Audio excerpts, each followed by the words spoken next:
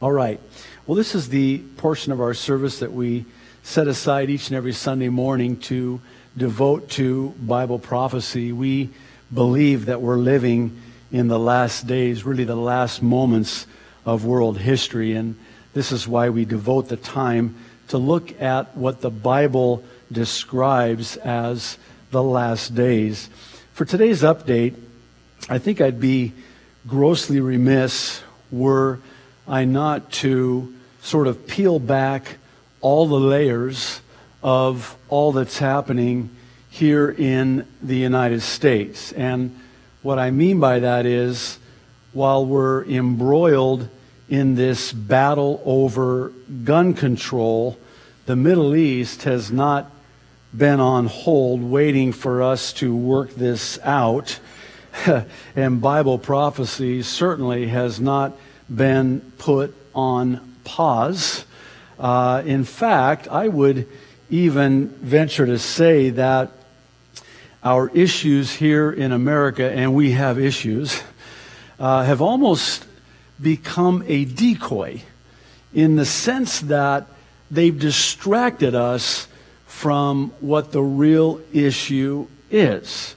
I've had a couple of people on a couple of occasions ask me for my take on this whole gun control thing on the heels of Sandy Hook, and I have sort of recused myself from that discussion because there are many who are infinitely more qualified than I on this topic. But that's not to say that I don't have a couple of opinions, which, like armpits, may not smell so good. In fact, they might stink. So that's not going to stop me, never has, from sharing with you my opinion about this matter. I see guns like I see money. They're neutral. Guns, like money, can be used to save a life, and they can be used to take a life. It's what you do with it. Guns are neither moral nor immoral. They're amoral, like money. The most misquoted verse in all of the Bible is in 1 Timothy 6. You know it. In fact, you quote it, hopefully correctly, but it's misquoted, and it's said this way: money is the root of all evil. That is absolutely not true. It's the love of money that is the root of all evil. Well, guns have become so demonized as to become evil. Guns are now the root of all evil. And that's simply not the case. I'm of the belief that the reason why we have this gun control issue and matter is because we've said to God, we don't want you to be in control. And we're reaping that which we have sown. We have said to God, get out of here, get out of the way, get out of the governments, get out of the schools, get out of America. And this is the result of that. God is not mocked. Whatsoever we sow, that shall we also reap. And we're reaping it even now. Well, the real issue is not gun control. The real issue is what's happening not here in the United States, but in the Middle East, in Israel, more specifically, Jerusalem. Years ago, I was in Russia teaching at the Bible college there in Moscow, and I happened upon their wall map there in the dorm. And the students were quick to point out about their map something peculiar. And as I'm looking at it, I'm trying to, figure out, and then it dawned on me as I'm looking at this map that the United States of America is not at the center of this map. And I was deeply offended, by the way, that of course the United States is the center of the world. We're so self-centered here in the United States, right? Well, they were quick to point out that on their maps, where's Russia? Right smack in the middle of their world map. You go to Israel, what's at the center of their maps? Israel is at the, not the U.S. You know who's at the center of God's map? Israel, Jerusalem. This is, as one has called it, the epicenter. And what's happening right now with this so-called Palestinian state, this two-state solution, the Palestinian people, which we looked at in depth last week, is that everything that's happening all over the world comes down to this one issue, this two-state solution. Consider these headlines from just the last few days, all of which seem to have at the core this common denominator of Israel being the problem. Do you realize that Israel to Islam is the little Satan, and the United States of America to Islam is the great Satan? Listen to these headlines. Defiant Netanyahu set to confound critics. Palestinians, apartheid state if Netanyahu wins. Iran, we won't stop enrichment for a second. Netanyahu, Obama and I do have our differences on peace process. Ya think? Benjamin Netanyahu defies Barack Obama to approve more homes. I love the sanctified strength. London warns of perfect Mideast storm, calls for intense peace push. Why? Because of the Palestinian problem. Syria, twin suicide blasts hit south of Damascus. Obama, Netanyahu seem headed for U.S.-Israel clash. Al-Qaeda takes American hostages in Algeria. You've been following this? This is Islam. This is Islam against the great Satan, the United States of America. Americans are the enemy. And why are Americans the enemy? Because we heretofore have supported Israel. Do you realize that a phone call came into the White House after 9/11 to then President George W. Bush saying you need to convert to Islam and stop supporting Israel as a nation? You know, the goal of Islam is to fly the Islamic flag in the White House. This is why I think we do well to revisit the prophecy that's found in Psalm 83 concerning Israel's enemies who are standing at the ready to destroy her. You can go ahead and turn there. We're going to read verses 1 through 8. While you're turning there, if you were to ask me what I thought the next prophecy would be that would be fulfilled, my answer would have to be that it's likely going to be Isaiah 17 and or Psalm 83. Actually, as we'll see here in a moment, they could come to pass in their fulfillment, one in concert with the other. I'm of the belief that both of these prophecies are even now on the cusp of being fulfilled right before our very eyes. There's an overlapping, there's a spilling over between Syria in Isaiah 17 and Psalm 83. Let's read it. Psalm 83 verses 1 through 8, a song of, or psalm of Asaph. Keep not thou silence, O God, hold not thy peace, and be not still, O God. For lo, thine enemies make a tumult, and they that hate thee have lifted up the head. They have taken crafty counsel against thy people, and consulted against thy hidden ones.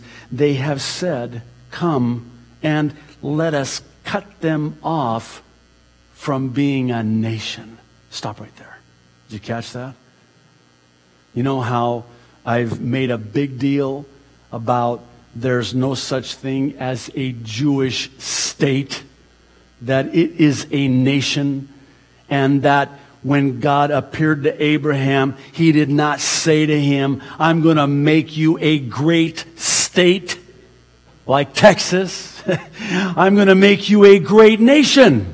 It's the nation of Israel. And all of these attempts is a ploy, a satanic ploy to mitigate the nation, the people of Israel, God's chosen people. This is a nation, the Jewish nation, the nation of Israel. And it says that the name of Israel may be no more in remembrance. For, verse 5, they have consulted together with one consent.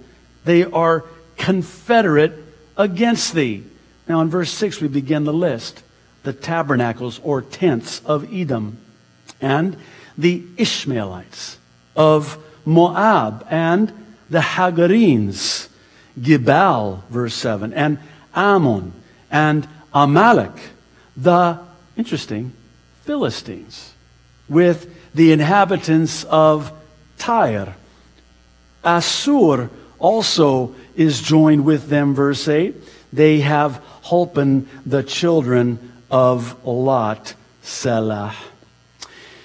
What makes this prophecy here in Psalm 83 so fascinating is that the list of nations or people groups by their ancient names that we have listed here are conspicuously absent from the prophecy in Ezekiel 38. Now, if you're familiar with the prophecy in Ezekiel 38, also known as the Battle of Gog, Magog, to a nation, the ones that are listed here are absent from the list in Ezekiel 38. This is going to be germane to our understanding, as you'll see here shortly. In addition to all of these nations not being involved in the Allied attack on Israel in Ezekiel 38, they're also the very nations that are even now closest in proximity to Israel. So what I want to do, we'll move as fast as we can, is take an in-depth look at who these people groups are.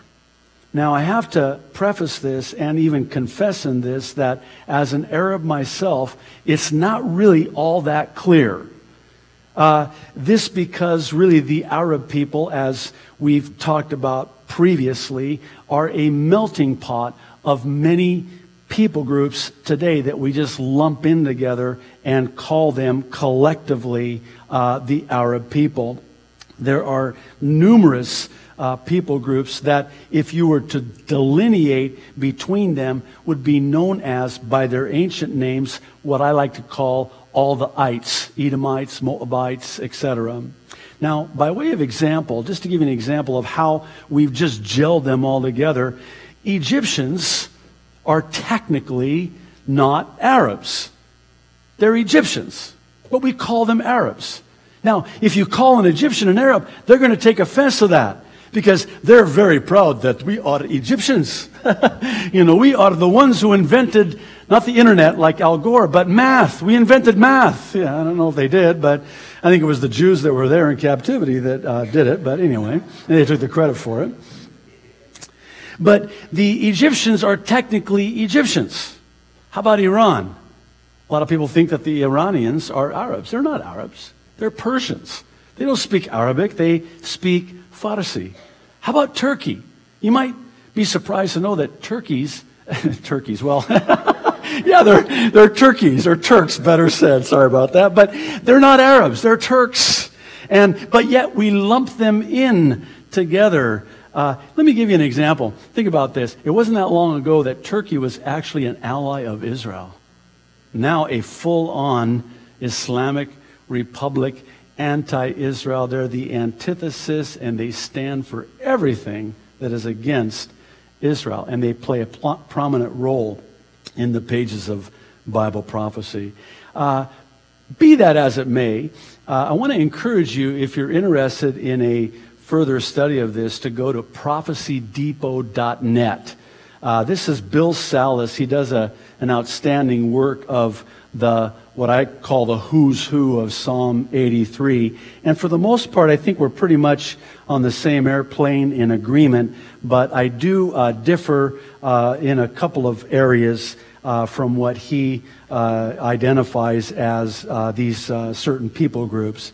Now, that said, we're going to go through what I believe to be in what I call the who's who of Psalm 83, and I do so, pardon me, with the hopes that we'll be able to connect the prophetic dots. See, when I know the who's who, that's going to enable me to know what's what. In other words, this is important. There's a reason why we need to know who these people are that are listed here in Psalm 83. It'll give us a clear picture of this prophecy, and in so doing, how close we are to the fulfillment of this prophecy. Let's start with the first one. It's in verse 6, we start off the list with the tabernacles or tents of Edom. Who are the Edomites? They're the descendants of Esau. Esau was another name for Edom. As you know, I'm sure, Esau, the fraternal twin brother of Jacob. Okay? Now, we don't call them Edomites today. They've hijacked, for lack of a better word, the name of the Palestinians, but the fact of the matter is that they're modern-day Jordanians. Now, I grew up in a home thinking that I was, Palestinian. My mother was Palestinian, my father Egyptian, which is why I'm a full-on Arab. But I come to find out that there's a greater likelihood that I might have more of the Edomite in me than I would care to admit.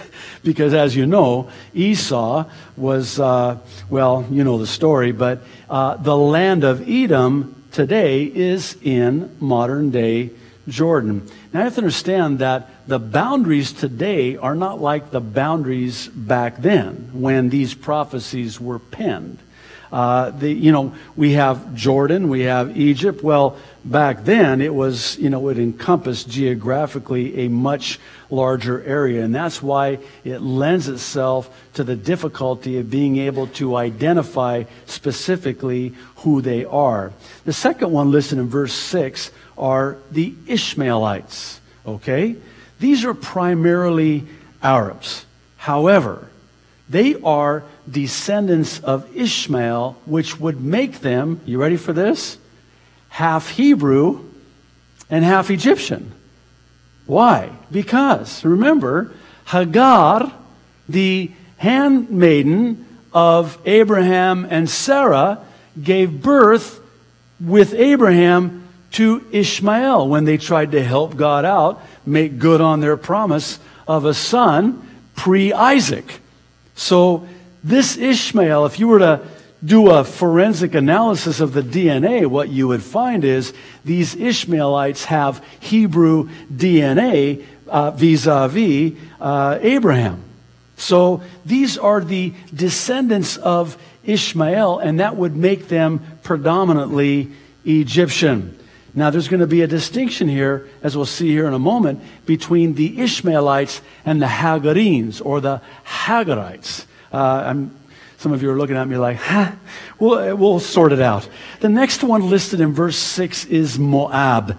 These are the Moabites. Again, we don't refer to them as such, but they've again taken on the, broad categorization and calling themselves Palestinians. But again, Moab, like Edom, was in what we would call today and know today as modern-day Jordan. So technically, I guess you could say they are Jordanians. If you want to be true to their ancient names, they're actually Moabites. The last one in verse 6, and here's where the distinction comes in, are the Hagarenes, or as some of your translations render it, the Hagarites. Who are they? Well, again, these are the descendants of Hagar. Well, now, wait a minute. What's the difference between the Hagarites and the Ishmaelites? Well, now think it through. Hagar went on to have more children after Ishmael, right? So because they came from Hagar does not make them Ishmaelites, because they did not and were not descendants of Ishmael. So what does that all mean? Well, these are, again, Egyptians. These are Egyptians. Now, the first one in verse 7 we have listed is Gebal.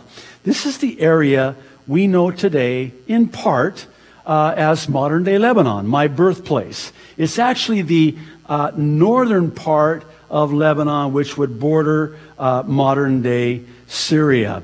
Now, in verse 7, we also have Ammon.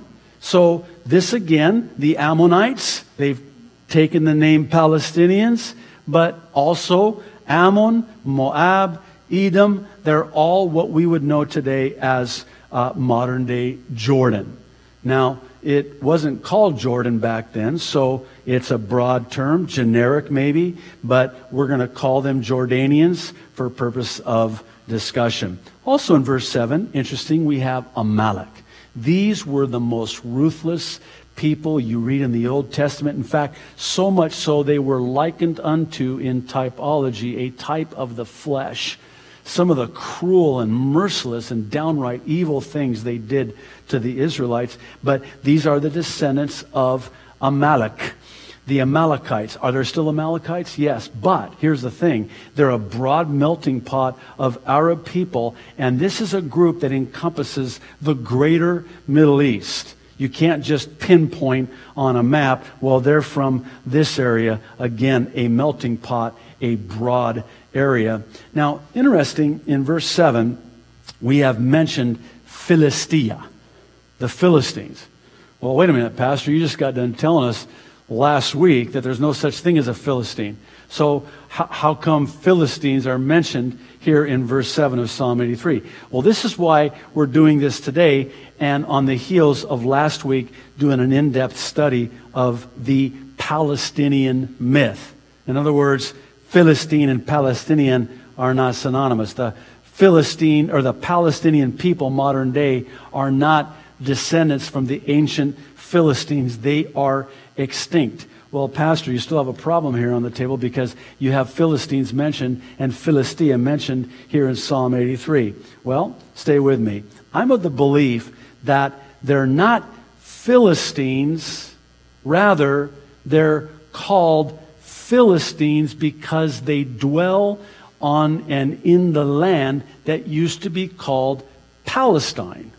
Not because of the Palestinian people, but because of the Romans naming it after the arch enemy of the Israel and the Israelites.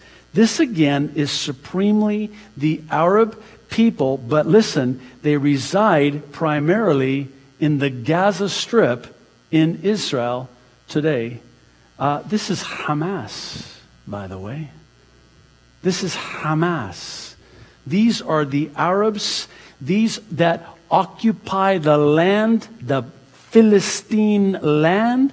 Thus they're referred to as the Philistines, not because they're descendants of the ancient Philistines, but because they're on the land that at one time belonged to the Philistines. Last one in verse 7 is Tyre.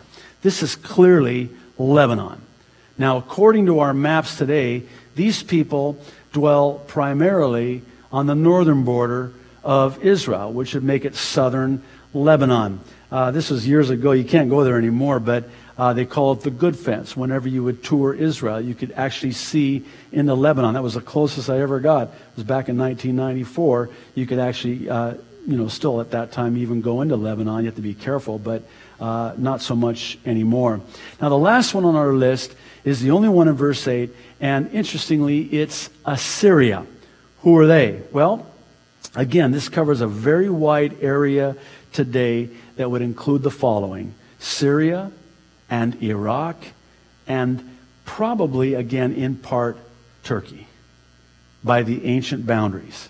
This is the area that we would know as Assyria, or the Assyrians. Now, interesting, that's why I believe it's very possible that Isaiah 17 plays into this prophecy here in Psalm 83. Here's the bottom line.